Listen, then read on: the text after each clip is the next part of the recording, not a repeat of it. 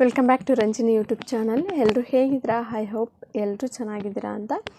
So India post ಆಫೀಸ್ನ GDSನ 28,740 ಹುದ್ದೆಗಳು ಏನಿತ್ತು, ಆ ಹುದ್ದೆಗಳ ಒಂದು ಡಾಕ್ಯುಮೆಂಟ್ ವೆರಿಫಿಕೇಷನ್ ರಿಸಲ್ಟ್ ಆಲ್ರೆಡಿ ಬಿಟ್ಟಿದೆ. ಫಸ್ಟ್ ಮೆರಿಟ್ ಲಿಸ್ಟ್ ಬಂದಿದೆ. ಸೊ ಡಾಕ್ಯುಮೆಂಟ್ ವೆರಿಫಿಕೇಷನ್ನು ನಡೀತಾ ಇತ್ತು. ನಾಳೆಗೆ ಅದು ಲಾಸ್ಟ್ ಡೇಟ್ ಆಗಿದೆ. ಸೊ ನಾಳೆ ಡಾಕ್ಯುಮೆಂಟ್ ವೆರಿಫಿಕೇಷನ್ನು ಮುಗಿಯುತ್ತೆ. ಕೆಲವೊಂದಷ್ಟು ಸ್ಟೂಡೆಂಟ್ಸು ಏನು ಕೇಳ್ತಾಯಿದ್ರು ಅಂತಂದರೆ, ಸೊ ಡಾಕ್ಯುಮೆಂಟ್ ವೆರಿಫಿಕೇಷನ್ ಏನಾದರೂ ಎಕ್ಸ್ಟೆಂಡ್ ಆಗ್ಬೋದಾ, ಎಕ್ಸ್ಟೆಂಡ್ ಆಗುವಂಥ ಚಾನ್ಸಸ್ ಇದೆಯಾ ಅಂತ ಕೇಳ್ತಾ ಇದ್ದೀರಾ. ಯಾವುದೇ ಕಾರಣಕ್ಕೂ ಡಾಕ್ಯುಮೆಂಟ್ ವೆರಿಫಿಕೇಷನ್ದು ಟೈಮಿಂಗ್ಸು ಎಕ್ಸ್ಟೆಂಡ್ ಆಗೋದಿಲ್ಲ. ನಾಳೆ ಎಂಡ್ ಆಗುತ್ತೆ. ಓಕೆನಾ? ನಾಳೆ ಇವತ್ತೊಂದು ದಿನ ನಿಮಗೆ ಕರೆಕ್ಟಾಗಿ ಟೈಮ್ ಇರೋದು ಅಂತಂದರೆ, ಸೊ ಇನ್ನೂ ಯಾರ್ಯಾರೆಲ್ಲ ಡಾಕ್ಯುಮೆಂಟ್ ವೆರಿಫಿಕೇಷನ್ನ ಮಾಡಿಸ್ಕೊಂಡಿಲ್ಲ, ದಯವಿಟ್ಟು ಹೋಗ್ಬಿಟ್ಟು ಇವತ್ತು ಡಾಕ್ಯುಮೆಂಟ್ ವೆರಿಫಿಕೇಷನ್ನ ಮಾಡಿಸ್ಕೊಳ್ಳಿ. ಸೊ ತುಂಬ important document verification ಮಾಡಿಸ್ಕೊಳ್ಳೋದು.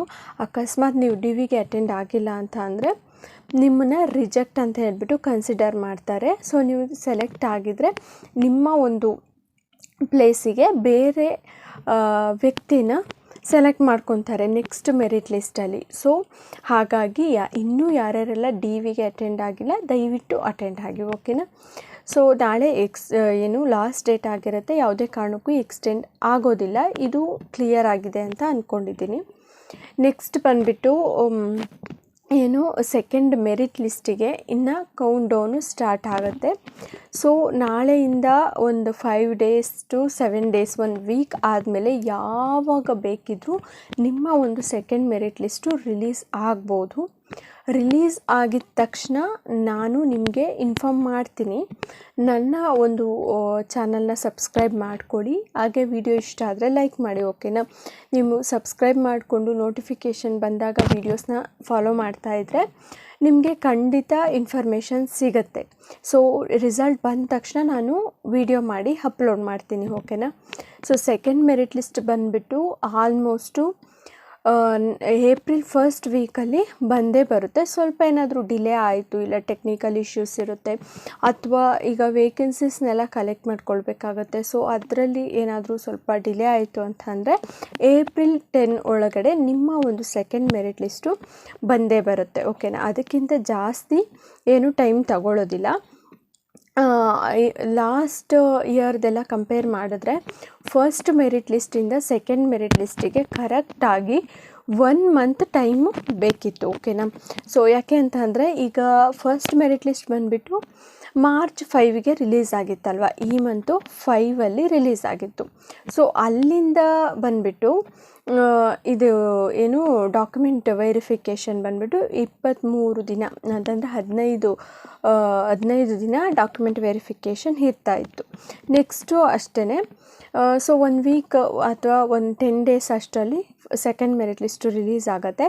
Second merit ಲಿಸ್ಟಿಗೂ ಅಷ್ಟೇ ಡಾಕ್ಯುಮೆಂಟ್ ವೆರಿಫಿಕೇಷನ್ಗೆ ಟೈಮ್ ಬಂದುಬಿಟ್ಟು 15 days ಇರುತ್ತೆ. ಅದರಲ್ಲಿ ಯಾವುದೇ ಚೇಂಜಸ್ ಆಗೋದಿಲ್ಲ. ಮತ್ತು ಬರ್ತಾ ಡಾಕ್ಯುಮೆಂಟ್ ವೆರಿಫಿಕೇಷನ್ದು ಏನಿರುತ್ತೆ ಅಂದರೆ ಮೆರಿಟ್ ಲಿಸ್ಟ್ಗಳದ್ದು ಗ್ಯಾಪು ಕಡಿಮೆ ಆಗ್ತಾ ಹೋಗುತ್ತೆ. ಯಾಕೆಂದರೆ ವೇಕೆನ್ಸೀಸ್ ಕಡಿಮೆ ಆಗುತ್ತೆ ಅಲ್ವಾ. ಹಾಗಾಗಿ ಡಾಕ್ಯುಮೆಂಟ್ ವೆರಿಫಿಕೇಷನ್ದು ಟೈಮಿಂಗ್ ಸೇಮ್ ಇದ್ರೂ ಕೂಡ ಈ ಒಂದು ಮೆರಿಟ್ ಲಿಸ್ಟು ಗ್ಯಾಪು ಕಡಿಮೆ ಆಗುತ್ತೆ. ಈ ಸರ್ತಿ 1 month ತೊಗೊಂಡ್ರೆ ನೆಕ್ಸ್ಟ್ ಸರ್ತಿ 25 days, ಆಮೇಲೆ 4th ಮೆರಿಟ್ ಲಿಸ್ಟಿಗೆ 20 days, ಈ ಥರ ಕಡಿಮೆ ಆಗ್ತಾ ಹೋಗುತ್ತೆ.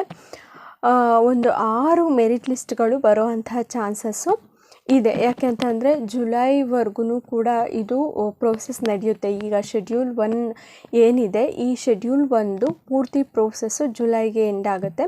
ಸೊ ಅಲ್ಲಿವರೆಗೂ ಕೂಡ ಎಷ್ಟು ಮೆರಿಟ್ ಲಿಸ್ಟ್ ಇರುತ್ತೆ ಅಷ್ಟು ಮೆರಿಟ್ ಲಿಸ್ಟನ್ನು ಕೂಡ ಬಿಡ್ತಾ ಹೋಗ್ತಾರೆ. ಓಕೆನಾ? ಸೊ ಈ ರೀತಿಯಾಗಿ ಪ್ರೋಸೆಸ್ ನಡೆಯುವಂಥದ್ದು. ನೆಕ್ಸ್ಟು ಈಗ ಆಲ್ಮೋಸ್ಟ್ DVಗೆ ಎಲ್ಲರೂ ಅಟೆಂಡ್ ಆಗಿರ್ತೀರ. ಇಷ್ಟು ಲೇಟಾಗಿ ಯಾರೂ ಕೂಡ ಹೋಗೋದಿಲ್ಲ ಅಂತ ಅಂದ್ಕೊಂಡಿದ್ದೀನಿ. DVಗೆ ಅಟೆಂಡ್ ಆಗಿರೋರು ಯಾರ್ಯಾರೆಲ್ಲ ಸೆಲೆಕ್ಟ್ ಆಗಿದ್ರ ಅವರಿಗೆ ನಮ್ಮ ಚಾನಲ್ ಕಡೆಯಿಂದ ಕಂಗ್ರ್ಯಾಚುಲೇಷನ್ಸ್ ಹೇಳೋದಕ್ಕೆ ಇಷ್ಟಪಡ್ತೀನಿ. ನೆಕ್ಸ್ಟು ಜಾಯಿನ್ ಆದಮೇಲೆ ಅವರಿಗೆ ಹೇಳಿರ್ತಾರೆ. ಓಕೆನಾ? ಟ್ರೈನಿಂಗ್ ಬಗ್ಗೆ ಎಲ್ಲನೂ ಕೂಡ ಹೇಳಿರ್ತಾರೆ. ಈಗ ನೆಕ್ಸ್ಟ್ ಪರ್ಸೆಂಟೇಜ್ ಪರ್ಸೆಂಟೇಜ್ ಏನಿದೆ ಅಂದರೆ ಈಗ 96ಗೆ ಕಟ್ ಆಫ್ ನಿಂತಿತ್ತು ಫಸ್ಟ್ ಮೆರಿಟ್ ಲಿಸ್ಟಲ್ಲಿ. ಈಗ ಸೆಕೆಂಡ್ ಮೆರಿಟ್ ಲಿಸ್ಟಲ್ಲಿ ಬಂದುಬಿಟ್ಟು 95 94ಇಂದನೂ ಕೂಡ ಸ್ಟಾರ್ಟ್ ಆಗುತ್ತೆ. ಸೊ ಈ ಪರ್ಸಂಟೇಜ್ಗಳು ಇರೋರು ಅಂಥವರು ಎಲ್ಲ ಡಾಕ್ಯುಮೆಂಟ್ಸ್ನೂ ಕೂಡ ಸರಿಯಾಗಿ ರೆಡಿ ಮಾಡ್ಕೊಳ್ಳಿ. ಯಾಕೆ ಅಂತ ಅಂದರೆ ಆ ಒಂದು 15 ಡೇಸಲ್ಲಿ ನಿಮ್ಮ ಹತ್ರ ಒಂದು ಸರ್ಟಿಫಿಕೇಟ್ ಇಲ್ಲ ಅಂತಂದರೆ ಅಷ್ಟು ಬೇಗ ರೆಡಿ ಮಾಡಿಸೋದಕ್ಕೆ ತುಂಬ ಕಷ್ಟ ಆಗುತ್ತೆ. ಹಾಗಾಗಿ ಮುಂಚೆನೇ ರೆಡಿ ಮಾಡ್ಕೊಂಡು ಇಟ್ಕೊಂಡಿರಿ. ಸೊ ನಿಮಗೆ ಈಸಿ ಆಗುತ್ತೆ. ಅಕಸ್ಮಾತ್ ನೀವು ಸೆಲೆಕ್ಟ್ ಆದರೆ ಖಂಡಿತ ಈಸಿ ಆಗುತ್ತೆ. ಸೊ ಈಗ ಏನು ವೇಕೆನ್ಸೀಸ್ ಇತ್ತು 1023 ವೇಕೆನ್ಸೀಸ್ ಏನು ನಮ್ಮ ಕರ್ನಾಟಕದ್ದು ಇದ್ದಿದ್ದು, ಅದರಲ್ಲಿ ಒಂದು 400 ಅಷ್ಟು ಮೆಂಬರ್ಸ್ನ ಮಾತ್ರ ಸೆಲೆಕ್ಟ್ ಆಗಿರ್ತಾರೆ. ಏಕೆಂದರೆ ತುಂಬ ಜನ DVಗೆ ಅಟೆಂಡ್ ಆಗಿರೋದಿಲ್ಲ, ತುಂಬ ಜನ ಅಟೆಂಡ್ ಆಗಿನೂ ಕೂಡ ರಿಜೆಕ್ಟ್ ಆಗಿರ್ತಾರೆ. ಕ್ಯಾಸ್ಟ್ ಸರ್ಟಿಫಿಕೇಟಲ್ಲಿ ತುಂಬ ರಿಜೆಕ್ಷನ್ ಆಗುತ್ತೆ. ಸೊ ಅವ್ರದ್ದು ಅದು ಇದು ಸೆಂಟ್ರಲ್ ಗೌರ್ನಮೆಂಟ್ ಜಾಬ್ ಆಗಿರೋದ್ರಿಂದ ಸೊ ಸ್ಟೇಟ್ ಗೌರ್ನಮೆಂಟು ಸರ್ಟಿಫಿಕೇಟ್ ಕೊಟ್ಟಾಗ ಕೆಲವೊಂದು ಅಂದರೆ ಈ OBC ಅಂಥವರು ತುಂಬ ಜನ ರಿಜೆಕ್ಟ್ ಆಗ್ತಾರೆ. ಸೊ ಏನಿಲ್ಲ ಅಂತ ಅಂದ್ರೂ ಒಂದು 500 to 600 ಮೇಲೇ ಇರುತ್ತೆ ಸೆಕೆಂಡ್ ಮೆರಿಟ್ ಲಿಸ್ಟಲ್ಲೂ ಕೂಡ. ನೀವು ಬೇಕಿದ್ದರೆ ಒಂದು ಸರಿ ಬಂದಾಗ ಚೆಕ್ ಮಾಡಿ ನೋಡಿ, ಖಂಡಿತವಾಗ್ಲೂ ಅಷ್ಟು ವೇಕೆನ್ಸೀಸು ಇದ್ದೇ ಇರುತ್ತೆ.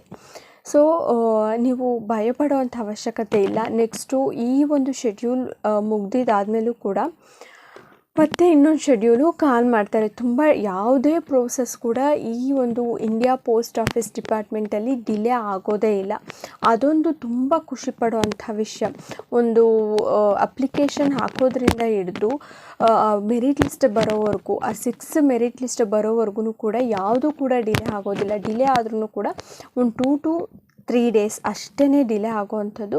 ಸೊ ಬೇಗ ಪ್ರೋಸೆಸ್ಗಳು ಮುಗಿತಾ ಇರುತ್ತೆ. ಅಕಸ್ಮಾತ್ ಈ ಒಂದು ಶೆಡ್ಯೂಲಲ್ಲಿ ಯಾರಾದರೂ ಸೆಲೆಕ್ಟ್ ಆಗಿಲ್ಲ ಅಂತ ಅಂದರೆ ಅವರು ನೆಕ್ಸ್ಟ್ ಶೆಡ್ಯೂಲಲ್ಲಿ ಟ್ರೈ ಮಾಡಿ. ಯಾಕೆಂತಂದರೆ ಲಾಸ್ಟ್ ಇಯರು ಮತ್ತು ಅದರ ಲಾಸ್ಟ್ ಇಯರ್ದೆಲ್ಲ ಕಂಪೇರ್ ಮಾಡಿದ್ರೆ ಕಂಪ್ಯಾರಿಟಿವ್ಲಿ ತುಂಬ ಕಡಿಮೆ ಆಗಿದೆ. ನೀವು ನೋಡ್ಬೋದು ಲಾಸ್ಟ್ ಇಯರ್ದು first merit list, last year ಮತ್ತು 24ದು ಫಸ್ಟ್ ಮೆರಿಟ್ ಲಿಸ್ಟ್ ತೆಗೆದು ನೋಡಿ ನೀವು, ಎಲ್ಲನೂ ಕೂಡ 100 ಆಮೇಲೆ 99 ಅದು ಕೂಡ ಕಡಿಮೆ ಇತ್ತು. ಬಟ್ ಈ ಸರ್ತಿ ಹಂಗಾಗಿಲ್ಲ. ಓಕೆನಾ, 99 ಕಡಿಮೆ ಇದೆ, 98 ತುಂಬ ಜಾಸ್ತಿ ಇದೆ. 98, 97, 96, 98 ಮತ್ತು 97 ತುಂಬ ಜಾಸ್ತಿ ಇದೆ. ಈ ಥರ ಕಡಿಮೆ ಆಗಿದೆ. ಸೊ ಇದರಿಂದ ಏನು ಗೊತ್ತಾಗುತ್ತೆ ಅಂತಂದರೆ ಕೊರೋನಾದಲ್ಲಿ ಪಾಸ್ಔಟ್ ಆಗಿರೋರು ಸ್ವಲ್ಪ ಕಡಿಮೆ ಆಗಿದ್ದಾರೆ. ಸೊ ಕಾಂಪಿಟೇಷನ್ ಇದೆ, ಇಲ್ಲ ಅಂತ ಹೇಳ್ತಾ ಇಲ್ಲ. ಈಗ 28,000 ಈ ಒಂದು ವೇಕೆನ್ಸೀಸ್ ಏನಿದೆ ಅದಕ್ಕೆ ಲಕ್ಷಾಂತರ ಒಂದು ಅಪ್ಲಿಕೇಶನ್ಸ್ ಬಂದಿದೆ. ಬಟ್ ನಿಮ್ಮ ಪರ್ಸಂಟೇಜು 90 ಅಬೋವ್ ಇದೆ ಅಂತಂದರೆ ಖಂಡಿತ ನೀವು ಎಕ್ಸ್ಪೆಕ್ಟ್ ಮಾಡ್ಬೋದು ನೆಕ್ಸ್ಟ್ ಶೆಡ್ಯೂಲಲ್ಲಾಗಿರ್ಬೋದು. ಸೊ ನೀವು ಎಕ್ಸ್ಪೆಕ್ಟ್ ಮಾಡ್ಬೋದು. ಹಾಗಾಗಿ ಹೇಳ್ತಾ ಇದ್ದೀನಿ. ಸೊ ನೀವು 90+ ಇದ್ರಂತೂ ಕೂಡ ನಿಮಗೆ ಖಂಡಿತ ಚಾನ್ಸ್ ಇದೆ ಪೋಸ್ಟ್ ಆಫೀಸಲ್ಲಿ ಜಾಬ್ ಆಗೋವಂಥ ಚಾನ್ಸು. ಟ್ರೈ ಮಾಡ್ತಾಯಿರಿ ಒಂದು ಸರಿ. ಈಗ ಅಪ್ಲೈ ಮಾಡಿಬಿಟ್ಟು ಸೊ ನನಗೆ ಸಿಗಲಿಲ್ಲ, ಬರೀ 97, 98 ಇರೋರೇ ಸೆಲೆಕ್ಟ್ ಆಗ್ತಾಯಿದ್ದಾರೆ ಅಂತ ನಿರಾಸೆ ಪಟ್ಕೊಂಡು ಸುಮ್ಮನೆ ಆಗಬೇಡಿ. ಓಕೆನಾ. ಸೊ ಎಲ್ರಿಗೂ ಕೂಡ ಜಾಬ್ ಆಗಲಿ, ನೆಕ್ಸ್ಟ್ ಮೆರಿಟ್ ಲಿಸ್ಟಲ್ಲಿ ಕಟ್ ಆಫ್ ಕಡಿಮೆ ನಿಲ್ಲಿ ಅಂತ ನಾನು ಕೂಡ ಆಶಿಸ್ತೀನಿ.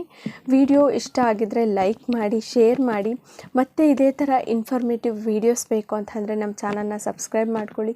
ಜಾಬ್ ರಿಲೇಟೆಡ್ ಅಪ್ಡೇಟ್ಸ್ ಆಗಿರ್ಬೋದು, ಯೂಟ್ಯೂಬ್ ರಿಲೇಟೆಡ್ ಅಪ್ಡೇಟ್ಸ್ ಆಗಿರ್ಬೋದು ನಮ್ಮ ಚಾನಲಲ್ಲಿ ಬರ್ತಾ ಇರುತ್ತೆ. ಸೊ ಸಬ್ಸ್ಕ್ರೈಬ್ ಮಾಡಿಕೊಂಡು ವೀಡಿಯೋನ ನೋಡಿ. Thank you.